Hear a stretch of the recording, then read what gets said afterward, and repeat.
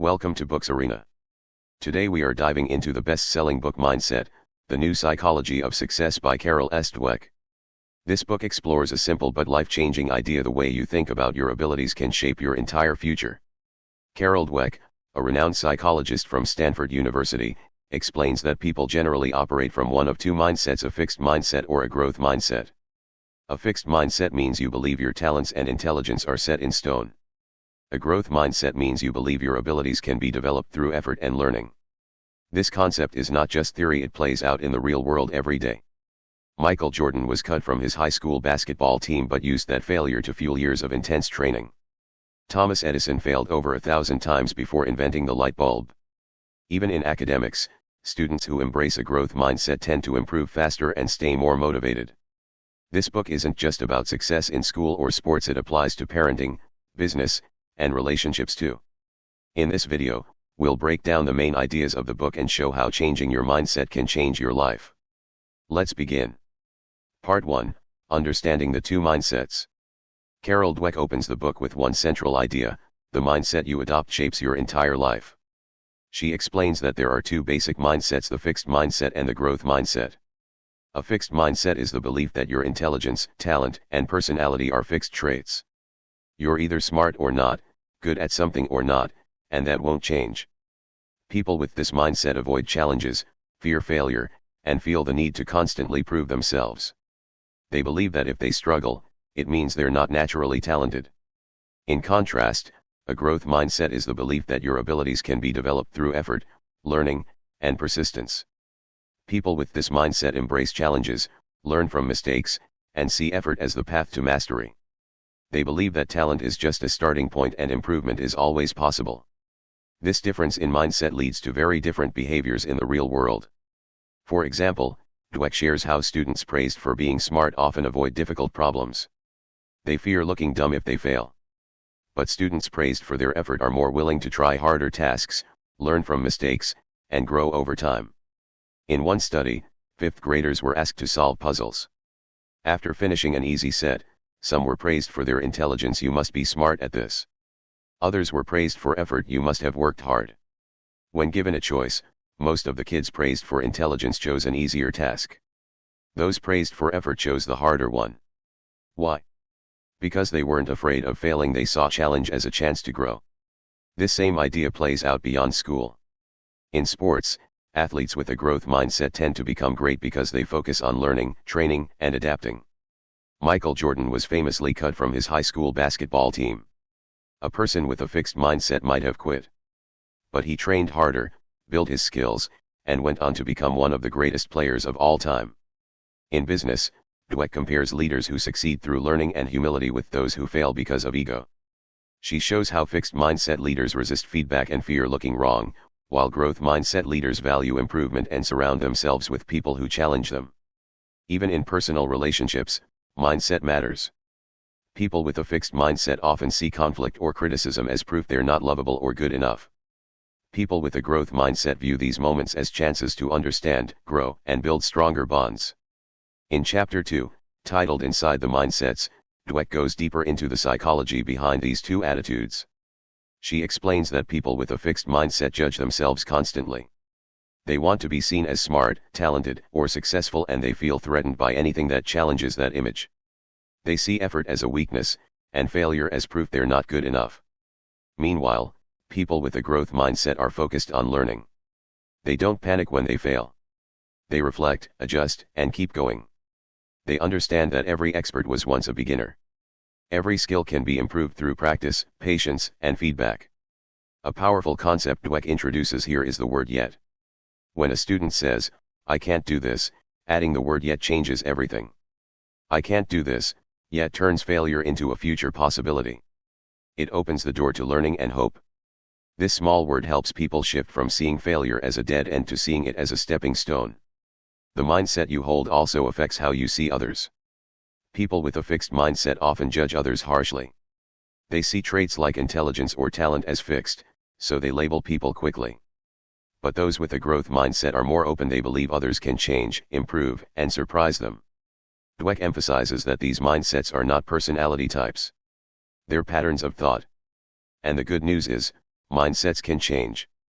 By becoming aware of how you respond to challenges, feedback, and failure, you can start shifting toward a growth mindset. She makes it clear the goal is not to be positive all the time or pretend everything is easy. The growth mindset is about facing the truth, embracing struggle, and staying focused on learning over proving. By the end of chapter 2, one thing is clear: the way you think about your abilities becomes the way you live your life. Coming up next, we'll explore how this mindset affects achievement and why talent alone is never enough. Part 2, the truth about ability and accomplishment. Imagine two young kids sitting in a classroom. One of them, let's call her Maya, always hears that she's smart. Every time she finishes a test quickly, adults say, "You're so clever." She starts to believe that being smart means never struggling. Now picture another child. His name is Leo. Whenever he works hard and finishes something tough, his teacher tells him, "That must have taken effort. Great job sticking with it." Leo begins to associate effort with success. As the years go by, Maya avoids the harder math problems. She's afraid to look like she doesn't know the answer. If she tries and fails, what will happen to her smart image? Leo, on the other hand, chooses the tougher questions. Sometimes he gets them wrong, but each time, he learns something new. He doesn't feel like a failure, he feels like a work in progress. This is exactly what Carol Dweck explores in chapter 3 of her book, The Relationship Between Ability, Achievement, and Mindset. For years, people believed that talent was everything.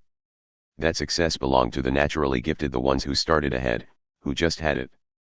But through her research, Dweck discovered something different. She followed thousands of students through school and found that natural talent didn't guarantee long-term success. In fact, students with a growth mindset, even those who started behind, often outperformed those with high test scores but fixed beliefs. There's a story Dweck tells about a young boy named Jonathan. He wasn't the top of his class. In fact, he struggled with some subjects. But he had something powerful: he loved learning. He didn't shy away from feedback. He didn't get discouraged by mistakes. Years later, he became a top engineer, not because he was born brilliant, but because he refused to stop improving. This isn't just about kids. Think about professional athletes. Some are born with incredible physical gifts, but they don't all become great. Why? Because they expect success to come easily. When it doesn't, they give up or blame others. Then there are athletes like Serena Williams or Kobe Bryant, people who pushed themselves, practiced endlessly, and treated failure as fuel. Their talent mattered, yes. But their mindset mattered more. In business, too, Dweck highlights a striking example: Enron, the energy company that collapsed in scandal. Enron hired people based on how smart they seemed. They praised natural brilliance. But the company avoided honest feedback. Leaders didn't want to admit mistakes. They focused on image over improvement, and it all came crashing down. Compare that to companies like Microsoft in the early 2000s, where CEO Satya Nadella shifted the culture to one that valued growth, learning, and honest self-reflection. That change in mindset helped transform the company. Even artists and writers fall into this trap. Many aspiring creators think talent is enough, that if something doesn't come easily, they're not cut out for it. But if you look closely at successful creators, you'll see hours of unseen work. Rewriting. Practicing. Failing. Trying again. Dweck tells the story of Yo-Yo Ma, one of the world's most famous cellists. He wasn't just born gifted. He practiced intensely, constantly seeking feedback. When he made mistakes in concerts, he used those moments to refine his skill, not to question his worth. So what does all this mean? It means we need to stop asking, "Am I good at this?" and start asking, "How can I get better at this?" That shift from judging to learning is the core of the growth mindset. Dweck also explains that even people who believe in growth on paper often hold fixed beliefs deep down. Maybe you believe others can improve, but secretly think you are not a math person or not a leader. These beliefs hide in the background and quietly limit us. But here's the truth: nobody starts out great. We build greatness step by step, with effort, with curiosity, and with the willingness to look at failure as part of the process. When people believe their qualities can grow, they take control of their path. And when people believe their success depends only on talent, they give up control. They let fear of failure decide how far they go. By the end of this chapter, Dweck wants us to stop seeing ability as something you either have or don't. Instead, Ability is something you develop. And that development depends more on mindset than on talent. So whether you're a student, an athlete, a leader, or just someone trying to grow, remember this: it's not about where you start. It's about how you think, how you respond, and how much you're willing to learn. In the next part, we'll look at how mindset affects the world of sports and how champions are made not by talent alone, but by relentless growth. Part 3, The Mindset of Champions. Picture a young boy in high school, standing on the edge of a basketball court, staring at a list posted on the gym door. His name isn't on it. He's been cut from the team. Most kids would feel humiliated. Some might quit, thinking they're just not good enough. But this boy didn't quit. He went home, cried, then got up the next morning and trained harder than ever before. That boy was Michael Jordan. Many people think Jordan was born to be great. But the truth is, what made him great wasn't just talent. It was his mindset. His determination to keep growing. To get better, even after failure. Especially after failure. In Mindset, Carol Dweck dedicates an entire chapter to athletes and performers. She asks, what separates the good from the truly great? The answer isn't natural ability. It's the growth mindset. Athletes with a fixed mindset believe their talent defines them. If they perform well, they feel worthy. But when they make mistakes or lose a game, they feel ashamed. They think they've hit the ceiling of their ability. They often avoid challenges that might expose their weaknesses. They want to look good rather than get better. But athletes with a growth mindset view the game differently. They see every practice, every mistake, every injury as part of the journey. They crave feedback. They seek challenges. They play to improve, not just to prove. Dweck gives the example of Muhammad Ali. He wasn't the fastest or strongest fighter in his early days. Many experts underestimated him. But what he lacked in raw power, he made up for in mental strength. He studied his opponents, trained smart, and adjusted his style. He believed he could always improve, and that mindset made him unstoppable. Another powerful story comes from Jackie Joyner-Kersee, one of the greatest female athletes in track and field history. She didn't come from privilege. She battled asthma and injuries. But she never saw those things as limits.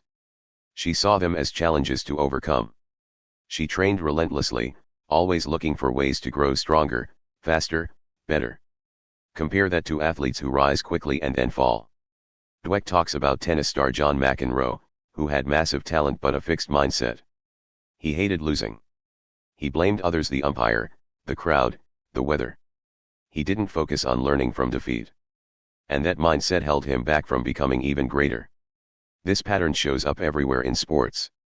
The fixed mindset says, I win because I'm better. The growth mindset says, I win because I worked harder, trained smarter, and stayed hungry to improve. It's not just individuals. Teams and coaches carry these mindsets too.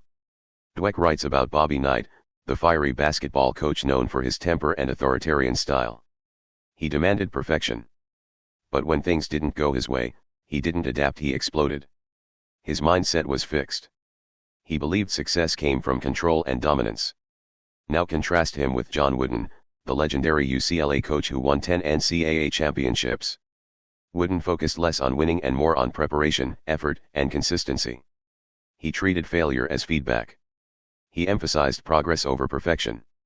He built champions by teaching them to focus on growth, not just the scoreboard. What's remarkable is that athletes with a growth mindset don't just perform better, they enjoy the game more. They feel more in control. They know they can shape their future, no matter their starting point. Even injuries don't derail them. Take Tom Brady, who was drafted late, overlooked, and doubted. But he kept learning. Kept adjusting. He didn't let rejection define him, he used it to fuel his development. Or Simone Biles, who faced enormous pressure, public scrutiny, and personal struggles. She made difficult choices, prioritized mental health, and continued evolving as an athlete and person. That's the growth mindset in action, the belief that your worth isn't just tied to performance, but to how you grow through difficulty. So what does this mean for anyone watching who isn't a professional athlete? It means you can approach your goals the same way.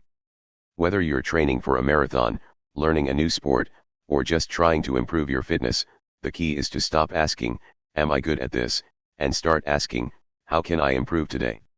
You don't need to be the best. You just need to be better than you were yesterday. You won't grow if you fear failure. You grow when you use failure to learn, adjust, and push forward. In the world of sports, greatness isn't born. It's built through mindset, grit, and love of the game. And just like on the court, the same rules apply to your career, your relationships, and your life. In the next part, we'll shift from sports to something equally personal: your self-image, your personality, and the question, can people really change? Part 4, can people really change? Let's take a moment and think about the word personality. Most people think of it as fixed, like eye color or height. You're either confident or shy. You're either introverted or outgoing. You're either emotionally strong or you're not. But what if that's not true? What if personality, just like talent or intelligence, is something that can grow? Carol Dweck dives into this idea in Chapter 5, and what she reveals is both surprising and deeply hopeful. She starts by telling the story of a young girl named Emily. In school, Emily was always described as shy. Teachers called her quiet, hesitant, even nervous. Eventually, Emily started to believe it. She stopped speaking up, even when she had something important to say. She thought, that's just who I am.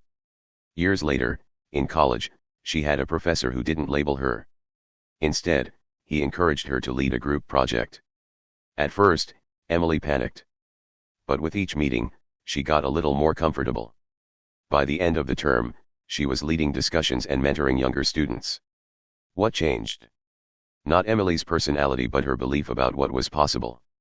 That's the power of mindset. Dweck explains that when people believe their personality is fixed, they avoid situations that might challenge their identity. If they think they are not good with people, they avoid networking. If they think they are too emotional, they stop trying to manage conflict. This creates a loop: beliefs limit behavior, and limited behavior reinforces those beliefs.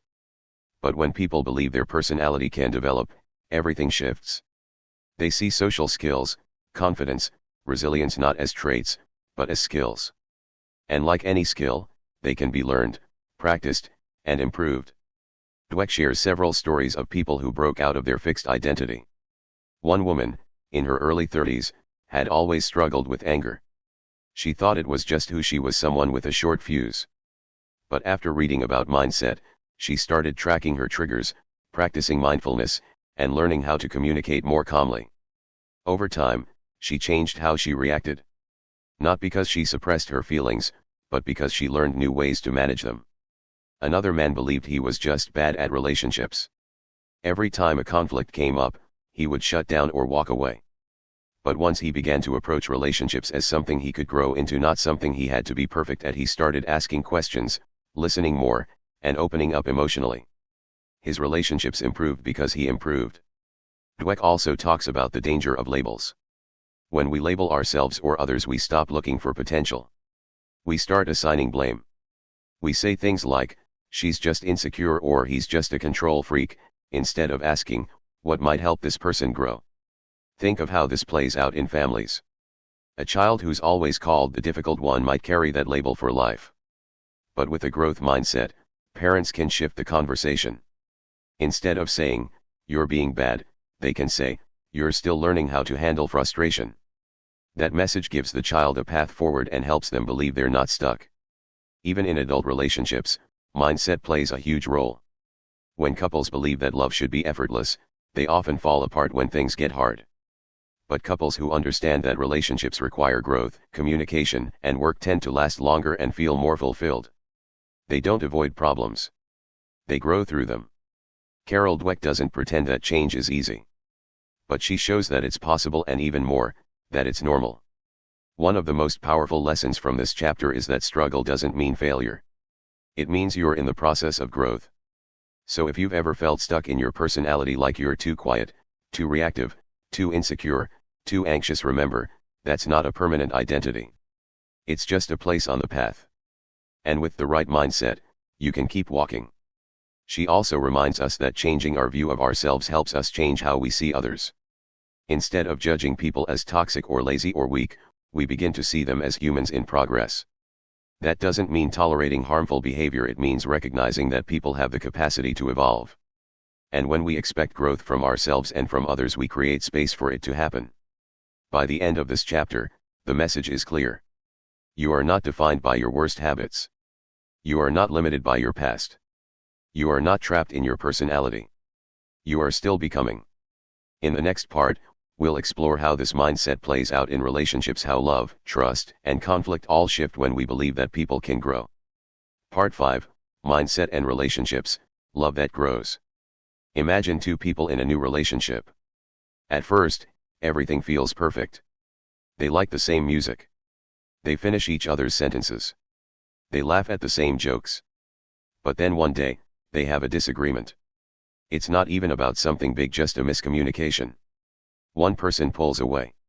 The other feels hurt. Suddenly, the thought creeps in, maybe we're not meant for each other. That's where Carol Dweck says mindset matters more than we realize. When people enter relationships with a fixed mindset, they believe that love is either meant to be or it isn't. They think, if we argue, it must mean something is wrong. If I have to work at this, it must not be real love. And so, they give up too soon. But people with a growth mindset see relationships differently. They expect challenges. They believe love can deepen with effort. That conflict doesn't signal the end, it's just part of the journey. Dweck shares stories from couples who struggled, fought, even nearly broke up, but because they believed in growing together, they came out stronger. Not because they were perfect for each other, but because they worked for each other. One couple, for example, had different communication styles. One was direct, the other more reserved. They often misunderstood each other. But instead of saying, "This isn't working," they asked, "How can we learn to understand each other better?" Over time, they built a shared language of patience and trust. That's the growth mindset in action, not just in school or sports, but in love. Dweck also explains that mindset affects how we see ourselves within relationships. People with a fixed mindset often fear vulnerability. They think, if I show my flaws, I'll lose love. So they hide, they pretend, or they become defensive. This fear of being judged keeps them from forming real, lasting bonds. But in a growth mindset, people feel safer showing their imperfections. They're not afraid to say, "I was wrong," or "I don't know how to fix this yet." They trust that the relationship can grow through honesty, not despite it. Think about how this applies to friendships.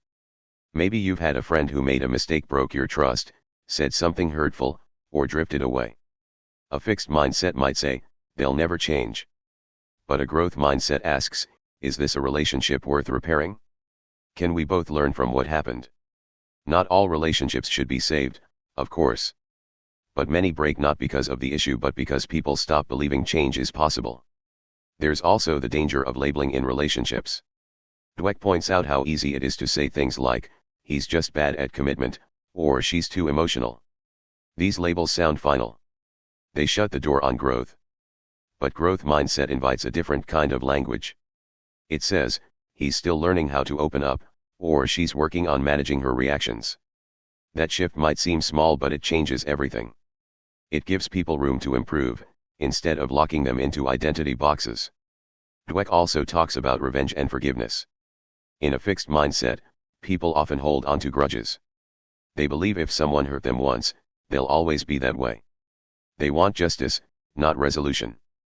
But in a growth mindset, there's room for second chances.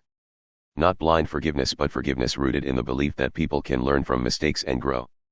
Even parent-child relationships are shaped by this.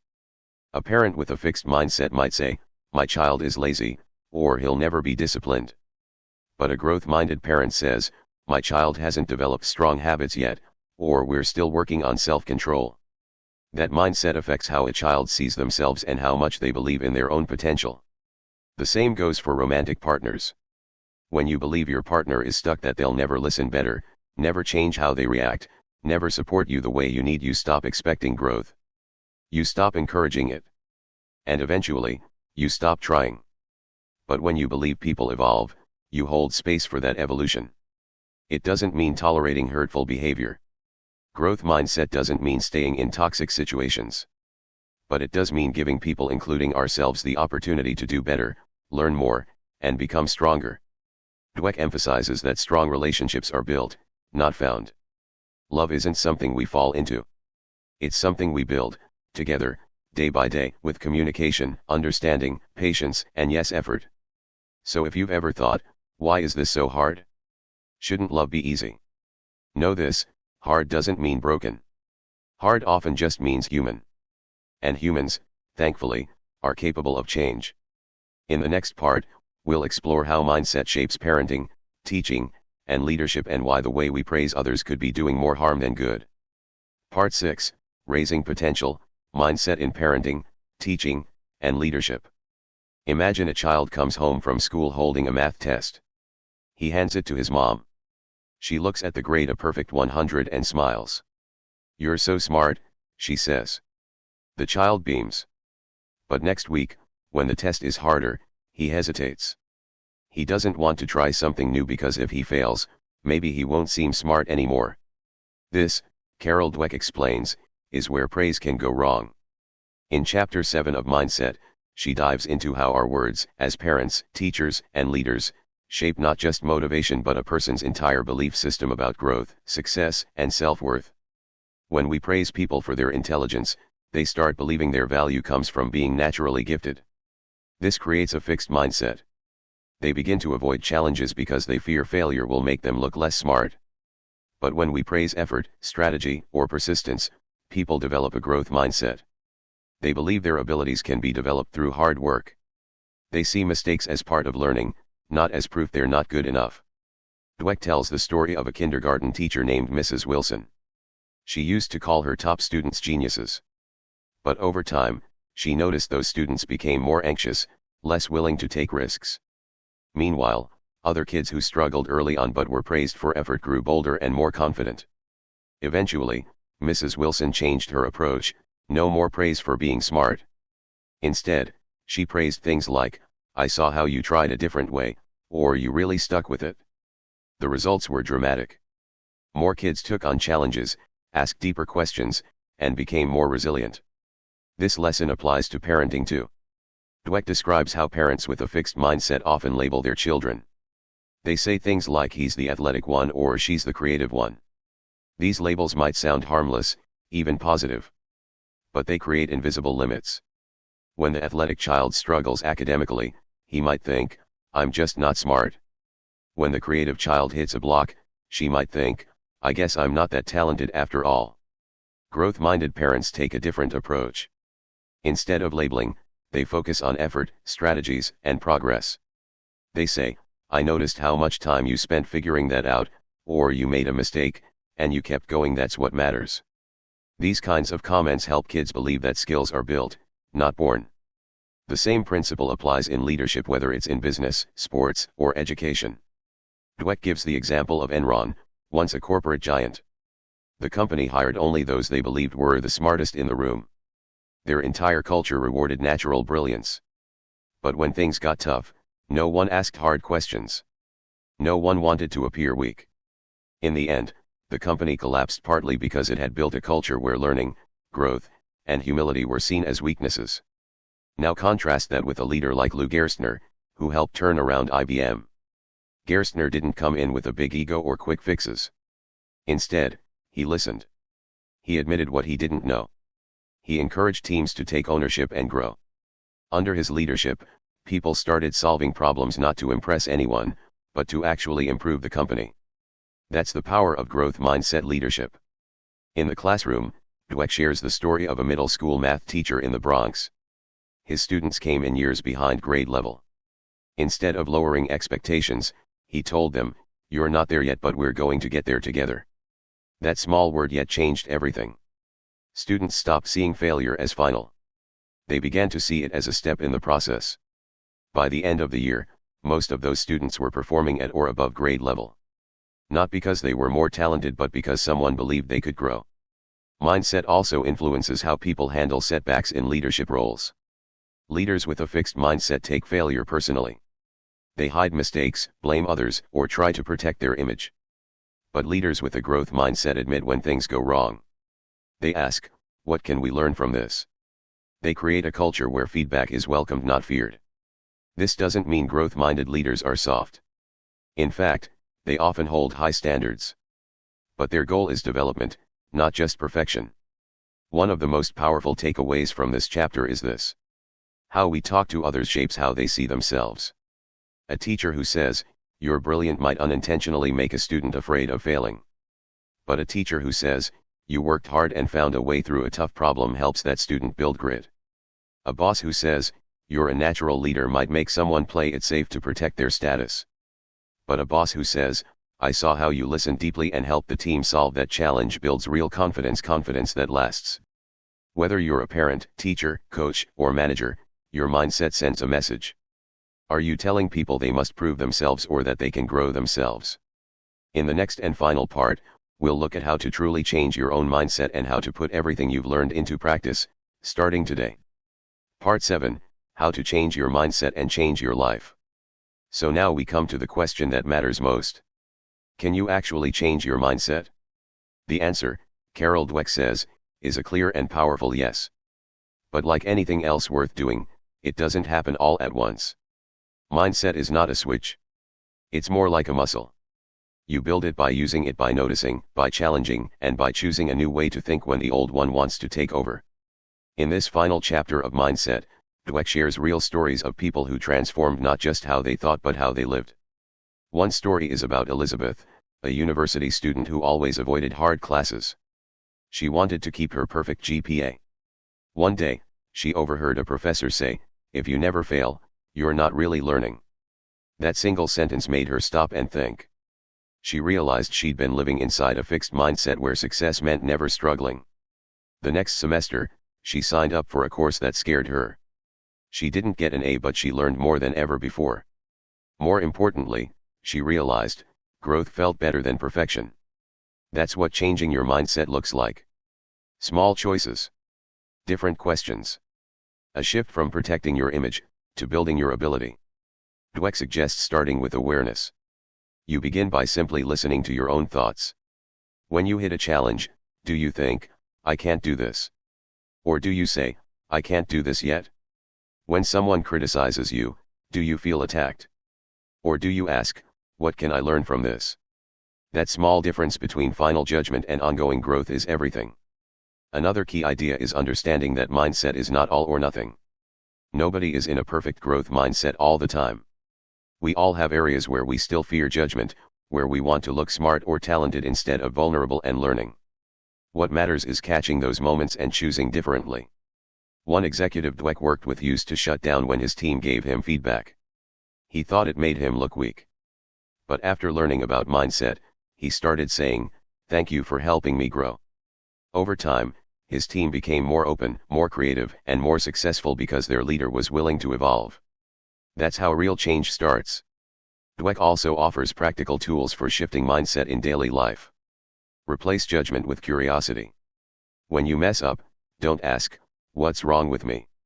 Ask, "What can I try next time?" Normalize mistakes. Instead of hiding failure, share it. Talk about what you learned. Model that for your kids, your friends, your co-workers. Use the word "yet." This tiny word opens a door. I'm not good at this, yet. I don't understand it, yet. It turns failure into a path forward.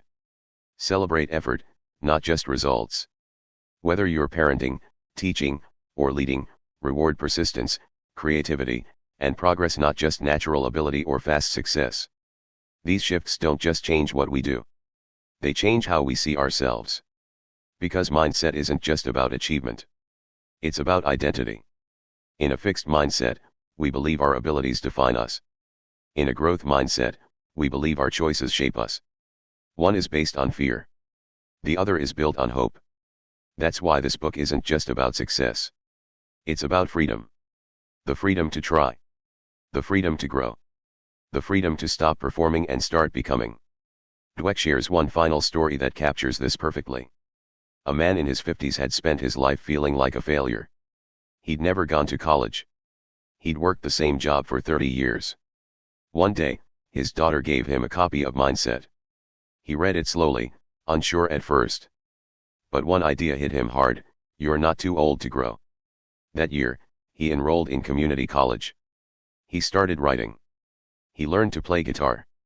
He didn't become rich or famous, but he became something more important. He became free. Free to learn. Free to change. free to become the version of himself he'd always thought was out of reach. That's the real message of this book. You are not stuck. You are not too late. And you are not finished. Wherever you are in life, whether you're a student, a parent, a leader, or someone just trying to get better, growth is possible. You just have to believe it's worth the work. So the next time you face a challenge, remember this. It's not about being the smartest, the fastest, or the best. It's about showing up, staying open, and growing forward. Because success is not something you're born with. It's something you build. One choice at a time. One effort at a time. One mindset shift at a time. If you found this breakdown helpful, subscribe to Books Arena for more powerful book summaries that can change how you think, work, and live. Because the right book at the right time can unlock your next chapter. See you in the next video.